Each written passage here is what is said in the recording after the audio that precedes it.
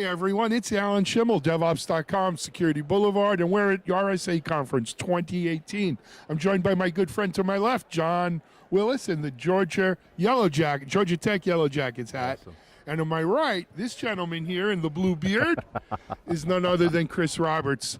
You may know him as the airplane hacker. Chris, welcome. Thank you very much for having me, guys. Much appreciated. So it's RSA time again. Are you hacking planes? We might have had a little bit of fun with the plane on the way out here. Anything you can tell us that we won't get arrested, or? There are a whole bunch of salespeople and account execs on the airplane, so when you fire up a pineapple and redirect everybody to hamsterdance.com, and all of a sudden 4 rows back you hear, you're like, yes. My work here is done. Absolutely. John, I know you wanted to ask Chris a few questions. You get jaded, you hang out with all these people, and then all of a sudden you meet somebody, you get starstruck. So I was like, this is pretty awesome. Like, like I was telling you, I'm going to tell my son, he's going to freak out. That's going to be fun. I was going to ask you, so like, what are like some when I meet people like you, like what are like some like blow my mind hacks that I don't know about? And I don't know a lot. So what are the ones that that's the fun stuff. like, my God, people are actually doing that too? So we're doing some research at the moment. We're actually going to be presenting it later on this year out at Cyber Week in Israel. We're hacking the human. So I knew it. Yeah, so much fun. So last year we did a whole bunch of work and we hacked them at the nanotech and bio-nanotech level. This year I'm messing around. I got another pair of glasses that are like this one that have a bunch of EEG monitors on them. So we're pulling signals out of the brain and doing analysis on passwords, doing analysis on data, on computers, on systems, and then seeing if we can actually replicate that. So in my lab in the basement, I can now walk down with my glasses on. I can actually have as long as I'm thinking about my computer, it will open up for me and it will recognize me and we can do some other things. Crazy. So this is fundamentally, if you think about where humans are going, it's one of those areas. You start looking at consciousness and how much that we are interacting more and more with them, let alone embedded in the tech. Actually, let's see if we can get into the gray matter at that point. This is William Gibson stuff. Oh, it's awesome. Yeah. So, but let me ask you a question, Chris. And yeah. I'll be the voice of insanity, or can't this be used in the wrong way? With awesome power comes awesome responsibility. Yeah, it's one of those things, and part of the reason we do it, part of the reason we were looking at the hacking the humans at the nanotech and bio-nanotech level was to go, okay, if I can hack somebody's like cancer, basically carbon architectures, and I can hack it to go after red blood cells, obviously you kill somebody at that point. That's not a good thing. How do we, as the researchers and the hackers, actually go back to the community and go back to healthcare and go, hey, you've got to fix this? Because if I can use it for good and they can use it for good, then we can also use it for bad. But the same thing comes with consciousness. It's like, okay, you start looking at where consciousness is, and you end up going one angle, which is the dystopian 1984 kind of angle, or you go the other angle and go, hey, we can actually help fix people. Somebody with epilepsy, somebody with other kinds of basically mental issues and challenges, what can we do to help them?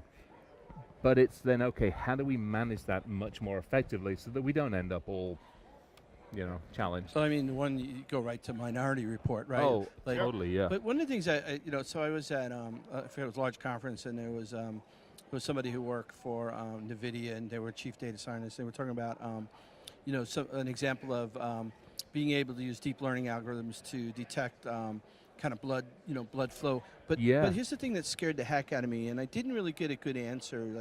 Look what happened with DNA, right? And where people started basically trademarking and patenting DNA. So the scary part is what if conscious patterns could be patented? My God, everything else. And you got now where there are people that can't get cured for diseases because somebody owns the patent and it's too expensive. Yeah, I would love to hear your thoughts. I'm the fortunate one.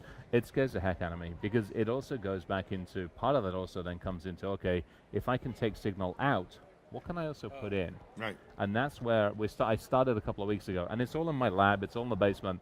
My girlfriend comes down, she's like, what are you doing? I'm like, I'm injecting stuff into the brain. She's like, what the hell are you doing? I'm like, I'm trying to see if I can get my brain to automatically recognize a specific object. And she's like, are you frying your brain? I'm like, well, not quite. You got to break a few eggs to make an omelet, my friend. Tell me about it. Hopefully not accidentally. Yeah. Exactly. Oh my God. But I mean, let's think about it. It's Yeah. amazing. But this gets to the very heart of computer hacking. I'm like all three of us here are not 20 years old. White hat, black hat, gray hat. there's always the dark side. Yeah, totally. And Absolutely. there is, but the white hat people will tell you if you don't explore the possibilities, you're going to get surprised. Yeah. Because someone will do the other piece of it. Well, and so you have to. The challenge is, to your point, it's not always the dark side. The dark side in this case is commerce, is the potential insurance healthcare issues, and everything else. It's not the criminal element. Well, it is if you look Today. at commerce Yeah, as yeah, criminal, yeah. but yeah.